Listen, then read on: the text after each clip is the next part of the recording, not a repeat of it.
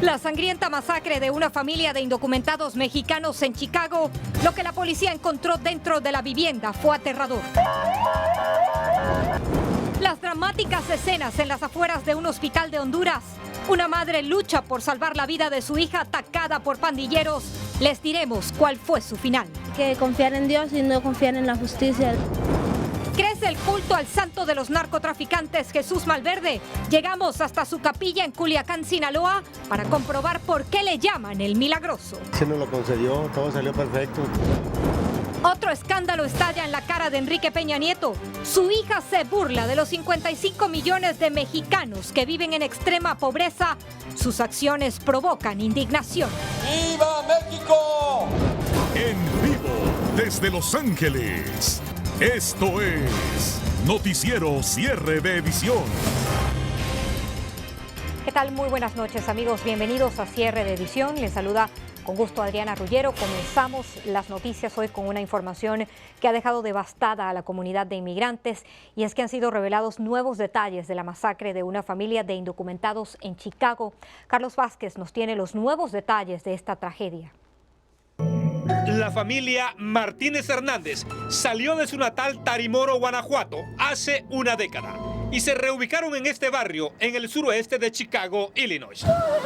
Era una familia feliz, según sus amigos y vecinos, pero algo ocurrió dentro de la vivienda que desencadenó una masacre. Nadie sabe qué fue en realidad, pero los compañeros de la fábrica donde trabajaba Noé Hernández comenzaron a inquietarse y llamaron a la policía. Cuando los agentes llegaron a la residencia en el vecindario de Gage Park, lo que encontraron fue espantoso. Los cuerpos de Noé, su esposa Rosa Hernández y sus 4 hijos estaban regados por toda la casa. Los forenses aseguran que fueron asesinados a golpes y cuchilladas, pero hasta ahora se desconocen los motivos de la masacre y no hay sospechosos. La policía tampoco descarta la posibilidad de que se trate de un homicidio-suicidio. La verdad es que ahí estábamos. El gobernador de Guanajuato, Miguel Márquez, adelantó que ya iniciaron los trámites con el cónsul de México en Chicago para repatriar a los cuerpos, pero el procedimiento podría complicarse porque las víctimas eran indocumentados. Los Martínez Hernández dejaron su querido México sin saber que la muerte ya los tenía marcados y que un día tocaría la puerta de la vivienda en la que se sentían seguros. Carlos Vázquez, Noticiero Cierre de Edición. Qué terrible situación, de verdad que sí. Vamos a pasar ahora hasta Nueva York, donde otra tragedia provocó el terror en las calles de Manhattan.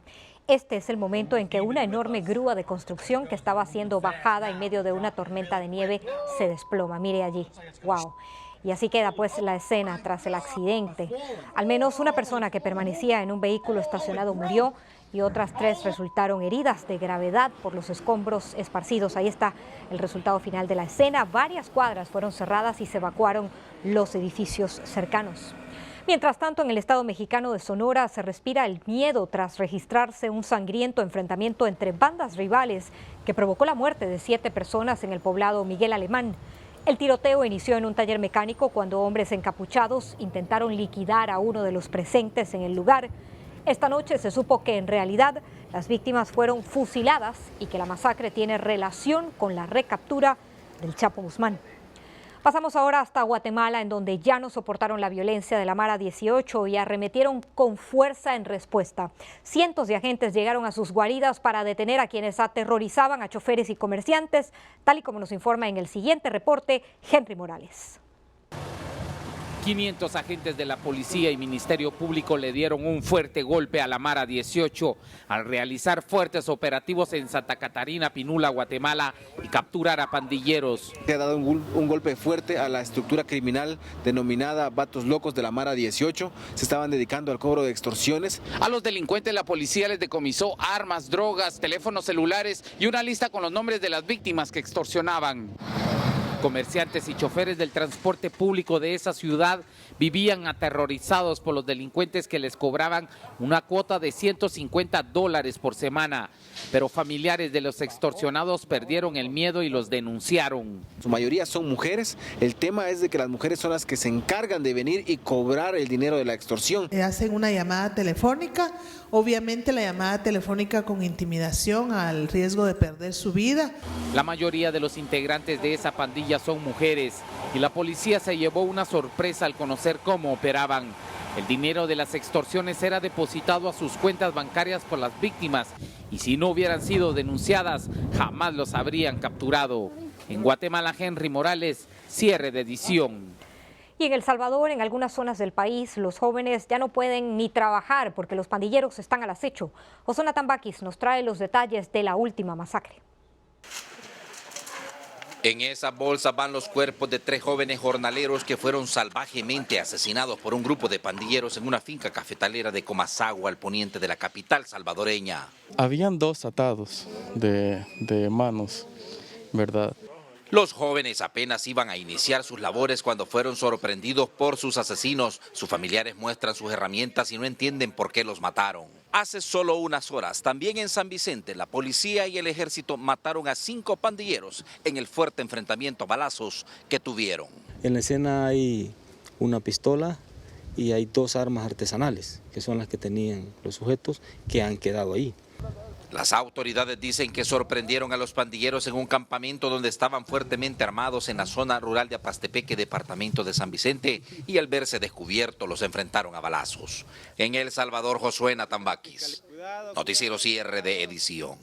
Pero no solo en El Salvador, en Honduras también se registró un sangriento ataque contra varios jóvenes que conversaban en una calle. Edith Copland llegó hasta el hospital donde fueron atendidos y nos reporta. Con su hija herida y moribunda, esa desesperada madre, envuelta en llanto, dolor y rabia, la llevó a ese hospital para que le salvaran la vida, pero murió en la emergencia. Un amigo trata de ayudar a uno de los compañeros de la joven que también va herido. La tercera víctima es auxiliada por los enfermeros del hospital. Hay que confiar en Dios y no confiar en la justicia de la gente aquí. La joven Lizzy Marcela Bueso resultó mortalmente herida junto a otros 2 amigos estudiantes por 2 sicarios pandilleros encapuchados que llegaron a bordo de una motocicleta y abrieron fuego contra ellos mientras estaban conversando en la calle. En este hospital los médicos luchan por salvarle la vida a 2 de los jóvenes que llegaron con heridas de gravedad, mientras sus familiares claman a las autoridades que este hecho criminal no quede en la impunidad. Que pare tanta violencia, porque imagínense ahorita, no digamos cuando nuestros hijos crezcan, cómo va a estar más la inseguridad.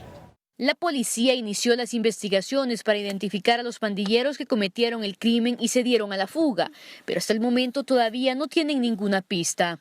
En Tegucigalpa, Honduras, Edith Copland, cierre de edición. En otro orden de noticias, esta noche continúan las labores de rescate en la región de Tainan, al sur de Taiwán. Esto tras registrarse un sismo de 6.4 grados. A esta hora se reporta la muerte de 3 personas y 115 heridos de gravedad, pero un número indeterminado siguen atrapadas entre los escombros de los edificios que colapsaron por el movimiento sísmico.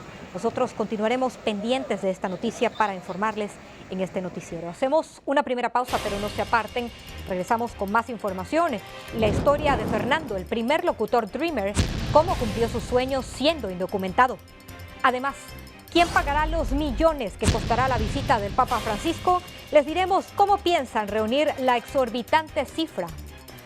También en la capilla del Santo Jesús Malverde descubrimos por qué le llaman el milagroso testimonios que conmueven. Y más adelante, escenas de caos y terror. Sicarios interrumpen una sesión de pesaje de una cartelera de boxeo y el baño de sangre que provocaron.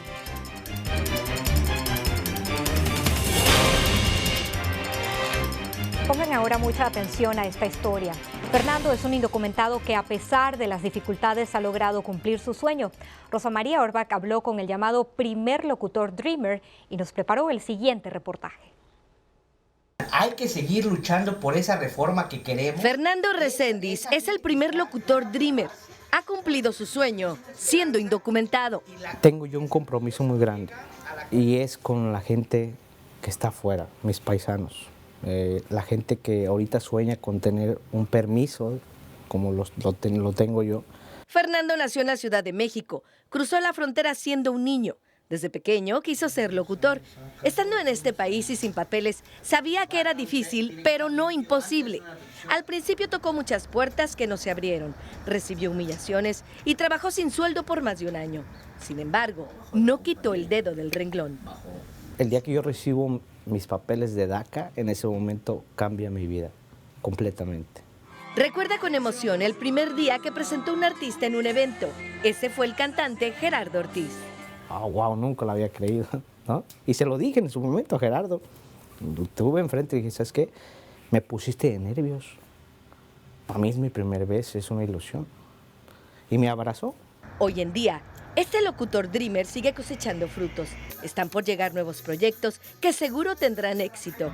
Eso sí, sin olvidar, como dice él, a la comunidad que lo quiere seguir escuchando. Si tienes un sueño, lucha. No bajes la guardia.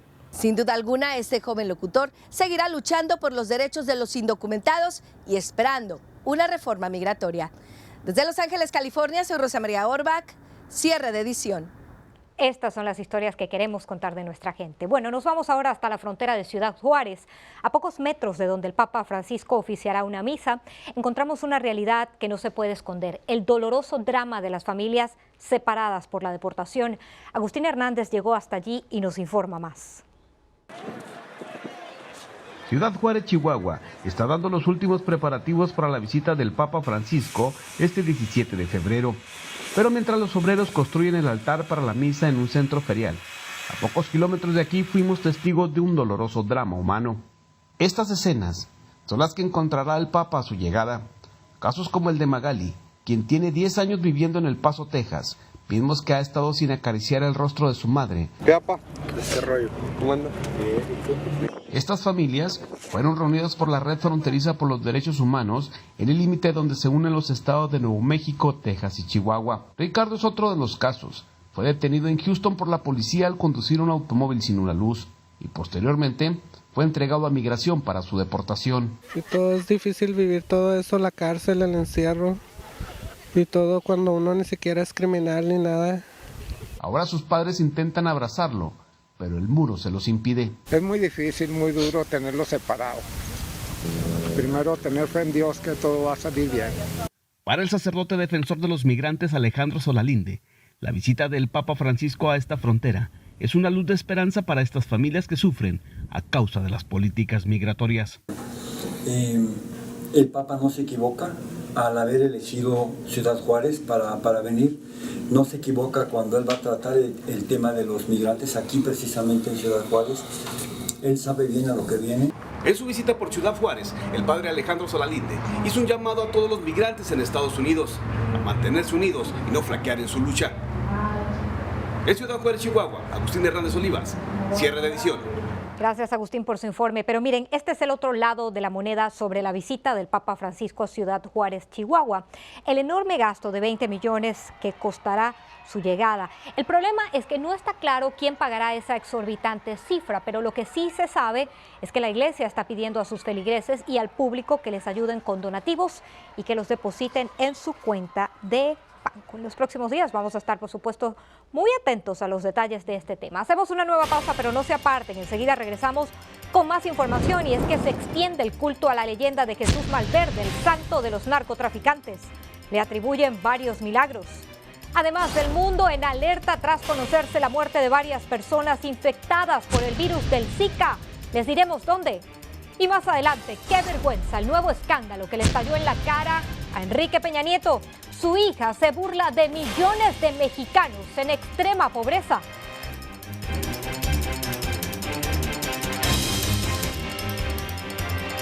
Llegamos hasta la tumba de Jesús Malverde en Culiacán, Sinaloa, para comprobar lo que muchos dicen que es milagroso.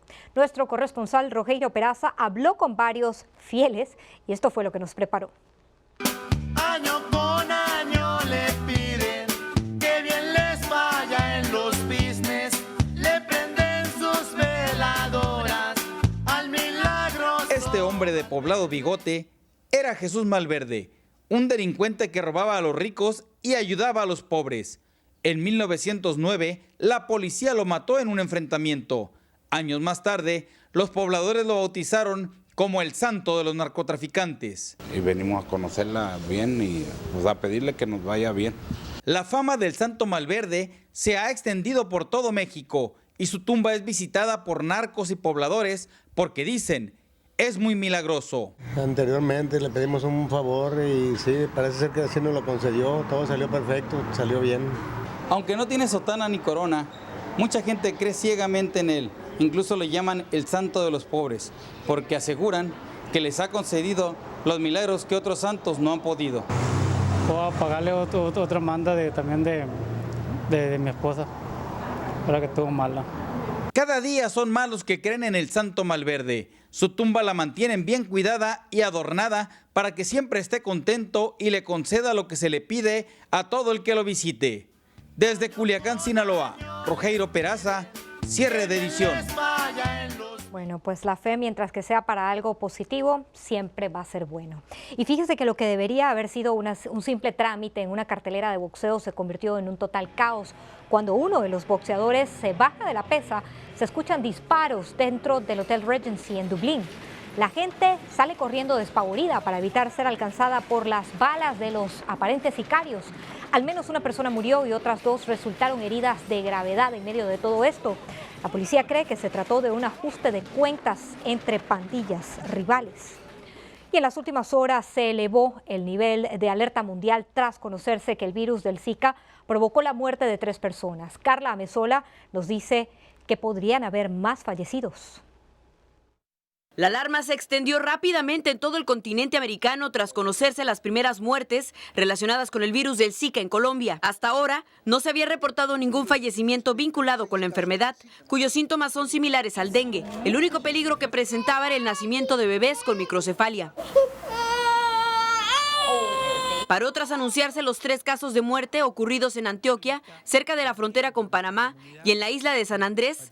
La emergencia se elevó. Los fallecidos padecían del síndrome neurológico de Guillain-Barré, que los médicos asocian a este virus. Ya el virus está presente en 178 municipios. La directora del Instituto de la Salud de Colombia, Marta Lucía Ospina, aseguró que podrían haber otras 6 muertes, pero que están en estudio. La Organización Mundial de la Salud declaró en los últimos días una emergencia sanitaria internacional ante el avance del Zika, y este viernes la ONU instó a los países afectados poner a disposición de las mujeres métodos anticonceptivos y autorizar los abortos. Informó Carla Amezola para Noticiero, cierre de edición. De verdad que una situación bien alarmante la que está generando el Zika. Nos vamos a una nueva pausa, amigos, pero enseguida regresamos con más noticias. Y lo que hizo la hija de Enrique Peña Nieto, que ha desatado el enojo de millones de mexicanos. El presidente vuelve a quedar muy mal. Además, esta noche la actriz Kate del Castillo respira con más tranquilidad. Les diremos del peligro del que se libró.